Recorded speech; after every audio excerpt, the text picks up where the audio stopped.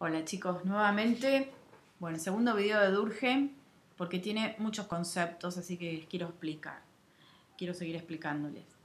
Bueno, entonces, ahora vamos a ver el concepto de división social del trabajo.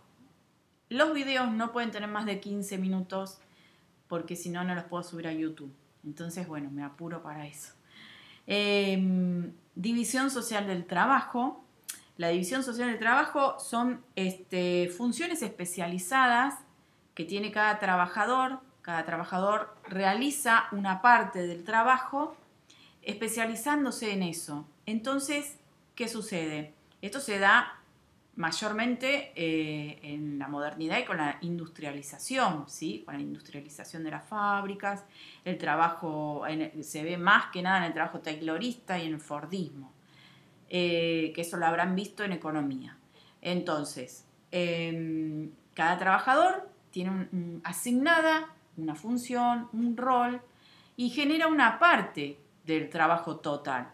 Entonces, cada trabajador se ayuda con otro, necesita del otro para completar su trabajo. Fíjense que hasta un panadero necesita que hay otro que germine la planta, que coseche, que le dé el trigo, que se lo traiga para tener harina, y es parte de sus insumos necesarios para vender el pan. Entonces, necesitamos de los demás para hacer nuestro trabajo. Eso es parte esencial de las características de las sociedades más desarrolladas, o sea, de sociedades polisegmentarias y de sociedades desarrolladas, avanzadas, que han progresado más, ¿sí? Tienen división social del trabajo. No así las sociedades que son más atrasadas, que son sociedades, por ejemplo, segmentarias, ¿sí? Ellos no tienen...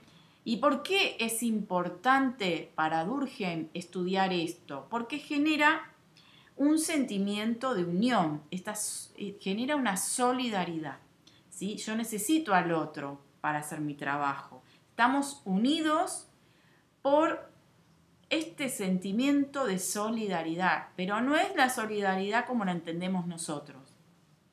La solidaridad entendida por Durkheim es el sentimiento de unión que hace que las personas permanezcan unidas, cohesionadas y viviendo en sociedad, ¿sí? Es el necesitar al otro.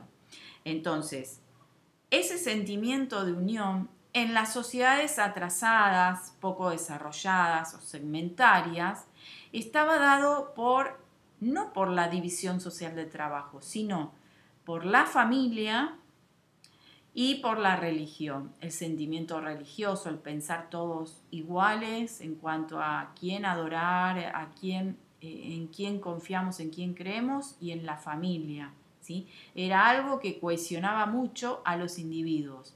Eso pasaba en las sociedades segmentarias, ¿sí? Que tienen una gran conciencia colectiva, y en cambio en las sociedades polisegmentarias el sentimiento de unión va a estar dado por la división social del trabajo, con mayormente conciencia individual, pero sigue teniendo conciencia colectiva, ¿sí? Entonces, la función de la división social del trabajo, y que él lo toma como un hecho social, es una institución para Durkheim, la división social del trabajo, es engendrar solidaridad, ¿sí? Bueno, la división social del trabajo tiene diferenciaciones de sus miembros porque hacen tareas diferentes, colaboran, se coordinan las tareas. Bueno, ¿qué pasa con...? Porque va a hablar del derecho, Durkheim, se va a meter con el derecho represivo y el derecho restitutivo. ¿Por qué se mete a hablar del derecho? Porque él dice que la solidaridad es un sentimiento de unión. ¿Qué pasa? Durkheim es positivista.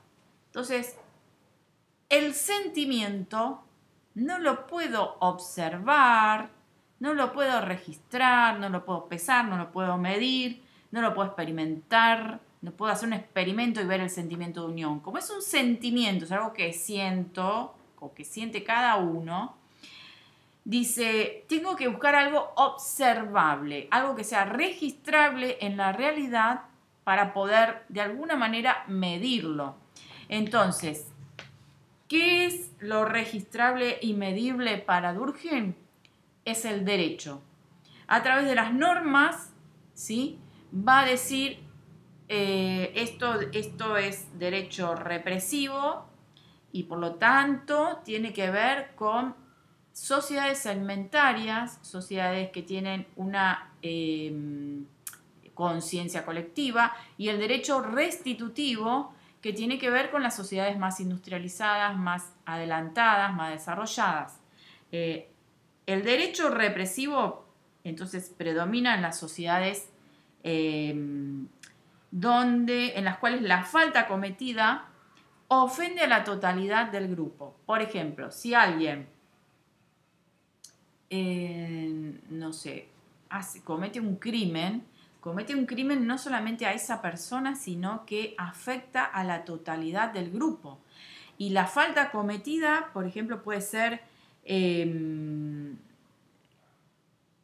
o mata a esa persona que hizo ese crimen, o si piensa diferente también va a ser un crimen y entonces lo van a obligar o a irse, tiene que dejar esa comunidad, ¿no? ¿Por qué? Porque es una falta que agravia moralmente al grupo. Entonces, para reparar esa falta, tienen que darle un castigo. Ahora, el derecho restitutivo propio de las sociedades más desarrolladas, industrializadas, más modernas, la falta cometida solo afecta al individuo que sufrió esa falta, ¿sí? Entonces, se le debe brindar una reparación a ese individuo. Por ejemplo, si le roban una gallina, se lo tienen que devolver. O pagar una multa, ¿sí? Por pasar un semáforo en rojo. El derecho represivo en las sociedades más adelantadas, más desarrolladas, no desaparece, sino que es minoritario y tiene más desarrollo y predomina más el derecho restitutivo en las sociedades. Y algo que no les dije, el derecho represivo, entonces, es el referente empírico, concreto, más visible de la solidaridad mecánica. Creo que no les hablé. Solidaridad mecánica y solidaridad orgánica. Solidaridad mecánica, ¿sí? Porque está diferenciando los tipos de solidaridades que hay. Solidaridad mecánica es el sentimiento de unión propio de las sociedades segmentarias, ¿sí? Es el sentimiento que se da por similitudes, o sea, estamos unidos, nos mantenemos unidos, y esta es una preocupación de Durkheim, el ver por qué se mantienen unidas y cohesionadas una sociedad, un grupo humano, ¿sí? Entonces, en la sociedad segmentaria, lo que representa ese sentimiento de unión es la solidaridad mecánica, que es el sentimiento que se da por similitud. Como somos parecidos y pensamos igual y sentimos lo mismo, somos solidarios unos con otros, nos mantenemos unidos. O sea, nos mantiene unido el sentimiento de religión, el sentimiento de familiaridad, de familia. En cambio, en las sociedades más adelantadas existe una solidaridad orgánica, ¿sí? Y lo que nos mantiene unidos es la división social del trabajo. Nos necesitamos, ¿sí? Entonces, como yo necesito al otro para realizar mi trabajo, entonces eso es lo que nos mantiene unidos.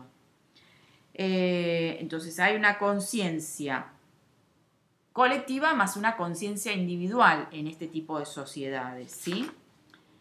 Bueno, cuando aparece la diferenciación social más amplia y sociedades más desarrolladas, aparece la división social del trabajo. Bueno, les hablé entonces de división social del trabajo, de tipos de solidaridades, solidaridad orgánica, solidaridad mecánica, de los tipos de derecho, el derecho represivo y el derecho restitutivo, ¿sí? Y la conciencia colectiva también es el hecho social, son estas formas de actuar, de pensar y de sentir propios de una comunidad, ¿sí? Entonces, por ejemplo, la solidaridad orgánica se basa en este sentimiento que genera la unión por complementación, ¿sí? Nos complementamos para realizar tales actividades. Entonces, ahí se genera la solidaridad, este sentimiento de unión. Me siento unido a esta persona y a este grupo porque nos complementamos para realizar tales tareas y tales labores. En cambio, en la solidaridad mecánica de sociedades atrasadas, el sentimiento de unión se da por similitudes, ¿sí? Por las similitudes que hay en la forma de pensar, de actuar y de sentir, que son propios de sociedades que se basan en la religión y en lo familiar, ¿sí? Y entonces por ello abunda una conciencia colectiva. Bueno, después el concepto de anomia es importante en Durkheim, ¿sí? Durkheim estudia la anomia, a significa sin, y nomia normas, ¿sí? Entonces, sin normas claras, sin leyes claras, se produce para Durkheim en la modernidad, como ha cambiado tanto la modernidad, las sociedades modernas, ha cambiado mucho rápidamente, las personas se quedan anómicas, ¿sí? Se quedan sin leyes claras. Entonces, como hay falta de leyes claras, las personas no saben cómo tienen que actuar, ¿sí? Y eso agobia a las personas. Cuando a las personas no se les dice, no se les marca qué pueden hacer, qué no pueden hacer, qué está bien, qué está mal, cuando cambia muy rápidamente todo, la persona se siente perdida. Entonces son sociedades anómicas, ¿sí? Eso es la anomia. Bueno, Durkheim estudió los tipos de suicidios, el primero que establece, que hace estadísticas, ¿sí? Es el primer sociólogo que establece estadísticas acerca de eso, que trabaja haciendo investigaciones con estadísticas, y habla también sobre las formas patológicas de la división social del trabajo. Por esto siempre lo trabajo, pero no se los quise, creo que no se los pregunté porque no quiero ahondar demasiado, no les quiero poner demasiada tarea. Así que les mando un beso grande y espero que estén muy bien, ¿sí? Nos vemos en la próxima. Chao.